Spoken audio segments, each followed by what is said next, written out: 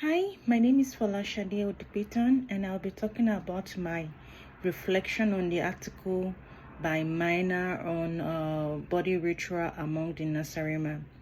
When I first read the article on Nacirema, I was confused. This seems during the reading, it seems like having a bias rituals. The way it was described, it talked about shrine room with magical potion. The article also talked about daily mouth rite with og air and visits to holy mouth marine for ritual torture. And I thought to myself, what kind of primitive society is this? And the way it was being described was so strange. But I I eventually realized that Nacirema is American being spelled backwards, and the shrine room where the bathroom, the mouth rite was brushing of teeth, and the holy mouth men were dentists. And the way the article it's been written by Minor, it made my daily routine sounds so very strange and weird the way it's been described. And this was really like an eye-opener for me, because it made me realize that we kind of look at our own culture as being normal, and we view other people's culture as being strange or weird. We kind of judge their culture, or their culture is not normal, it's weird. But actually, the truth of the matter is that what we look like, or what we think is common sense in our own culture, or what we think is common, is just a mere product of cultural conditioning. And using Minor's approach, I'll be describing a Nigerian naming ceremony from the viewpoint of an American anthropologist that is viewing the culture from outside, like an outsider studying the culture and trying to witness what is going on. The person's going to witness a fascinating ritual that occurs precisely 8 days after the child has been born. And the ceremonies is usually being done in an elaborate purification rite, during which the participants would clean themselves, put on like an elaborate ceremonial garment, and it's being done in an outdoor space, and extended family members and community elders will gather for the sacred naming ceremony, or sacred rites, or sacred ritual of the child. And people from far and near would come around, and anthropologists would observe mysterious liquid offerings such as palm wine, honey, water, oil, cola nut, bitter cola, and some other elements will be put on the child, both on the forehead of the child and on the child's lips, while some sacred words will be chanted. And multiple elders, which those are called the name givers, which would whisper like a different mystical words or sound into the infant's ear. It's kind of look like they're transmitting spiritual power through verbal incantation. And the child, or the infant, or the baby would receive not just one, not two, but several magical names, each carrying different supernatural properties and ancestral connection.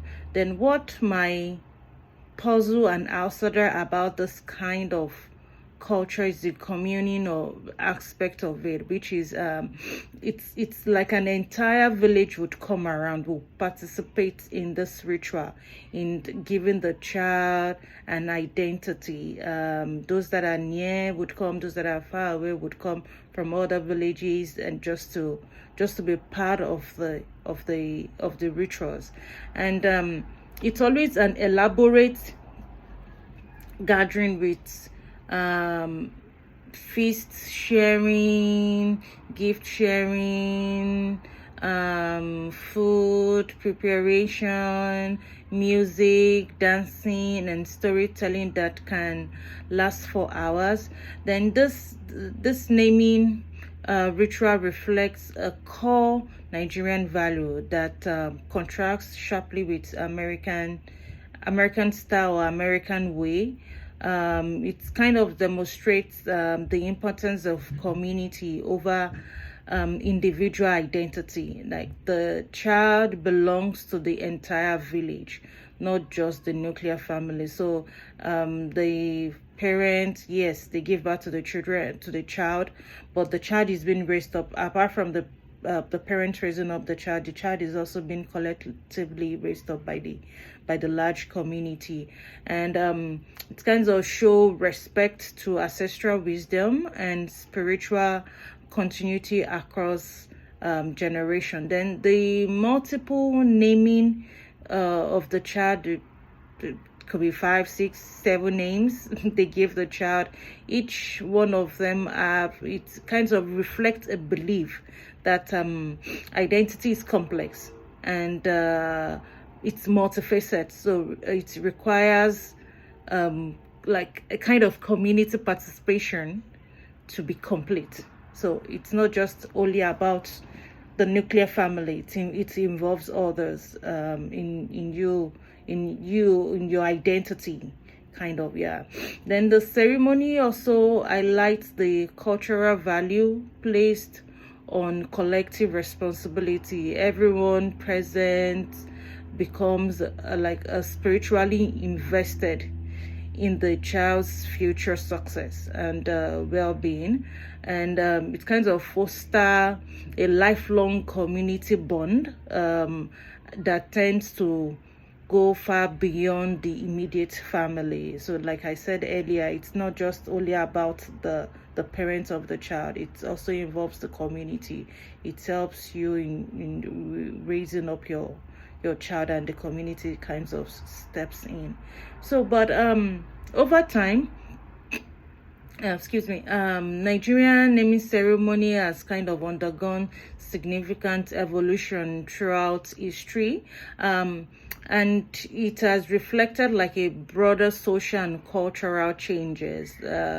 Traditionally, in the pre-colonial times, naming ceremonies were deeply rooted in specific ethnic traditions, such as we have the Yoruba, the Igbo, the Hausa, and some other group. Each have their own way or a distinct practice for naming ceremony, and usually you can, during those ceremonies, the common thing that kinds of still makes it so distinct or to a specific group or tribe is the kind of name they give the child, the traditional food that is being done, the community gathering. It's just then also community decision making. Also, then the name of the child too is being chosen based on circumstances, such as the circumstances of the birth. If the child is a twin, what part of the body comes out first? If the child is being given birth with the leg coming out first, there's a name for that. And if the child comes from royal family, or there's a name that is given to them based on that. And also for they also give names based on spiritual consultation with traditional priests or elders, then to just, yeah, before they give the child the name. And then there was during the colonial period in the 90s and 1960s, between 90s and 1960s, then there's a change, there's a shift, because then Christianity and Islamic influence began to blend in with the traditional practice, and many families started incorporating biblical Arabic names alongside the indigenous ones, kind of creating an hybrid ceremony that combined traditional names with Christian prayers or Islamic blessings. Then, but the timing still remains the same. The 8-day timing still remained, but some of the spiritual elements kind of shifted. Like from some don't use the palm wine, some don't use the honey, sugar, salt, bitter cola, and the rest. Like there has been some shift in that. Then during post independence, Nigerian post-independence in Nigeria, that's from the 1960s onward, there was a big change in also that due to urbanizations began to kind of change the way ceremony is being done significantly. Extended family network became more scattered. We started having people going to another country. People are not living so close together like the way it was before, and they started there was a change to the way things were being done. Kind of moved from the village compound to urban homes and event centers. The community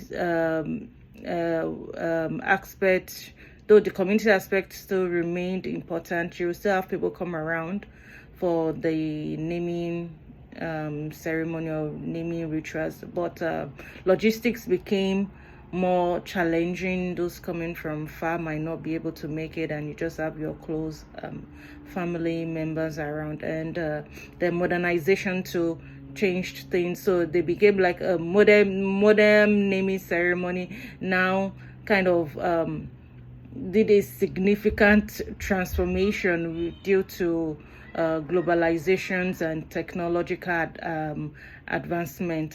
Family now often use technology. If they can't make it, they could either join through Zoom or WhatsApp or anyway, just video calls and the rest like that to be part of the ceremony. And ceremony to kind of moved from being just one into multiples, in the sense that if the parents are in another country and the grandparents are in another country, they kind of do multiple naming ceremony. The parents could hold theirs and the grandparents could hold their own, but that's still the community aspect of it, though that's still part of it. And the element that's still there. Then the several names, the multiple names they give the child is still there, not one or two.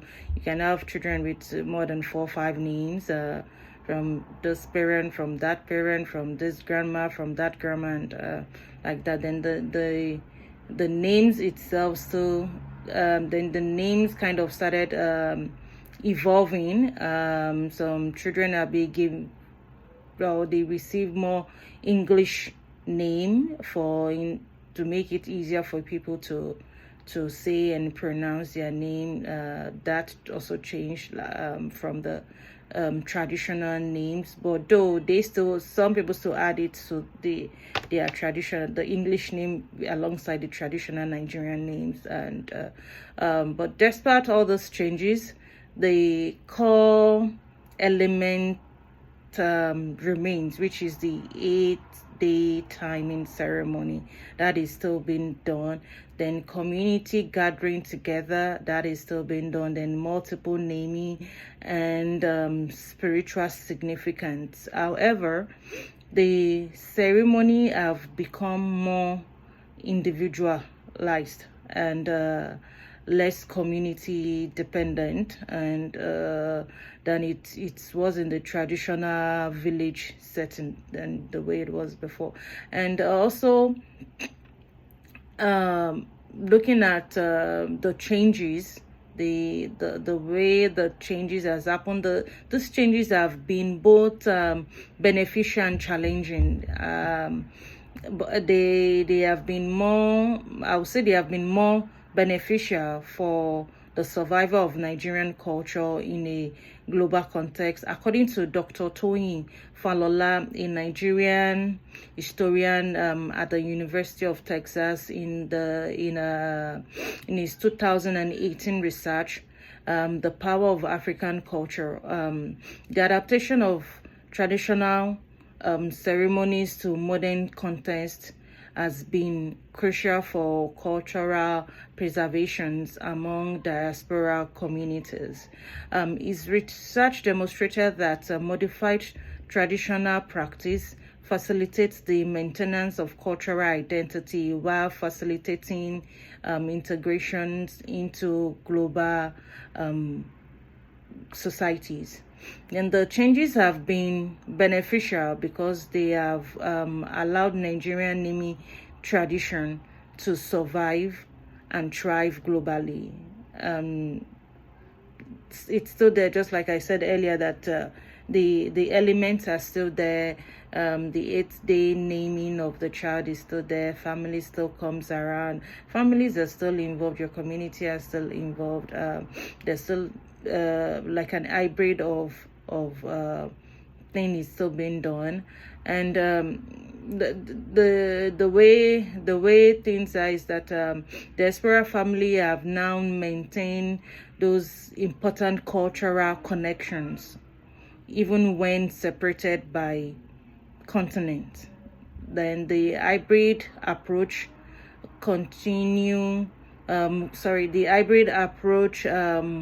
combining traditional elements with modern conveniences has made the ceremony more accessible while preserving their essential meaning. However, there are concerns that about the dilution of this, because if you begin to have too much changes, you can begin to start losing the tradition. Those are the concerns. But some traditional elements are being lost as families adapt to the busy urban schedule and international settings. There are some elements you can't find in the international setting, unlike you would find if you're back home in Nigeria and you're doing a naming ceremony then. But the deep community investment that characterize village ceremony is harder to replicate in modern context. Yes, which is true. Everybody has a busy life here, so you really can't get as much people that will come on like if you're doing it in Nigeria, or if you're doing it in a more traditional way, and due to civilization things are changing. However, overall the evolution represents success, cultural adaptation rather than cultural loss. As Dr. Falola notes, cultures must evolve to survive, and Nigerian naming ceremony have found ways to maintain the core purpose, creating community bond and spiritual identity while adapting to contemporary realities. Thank you, and have a wonderful day. Bye.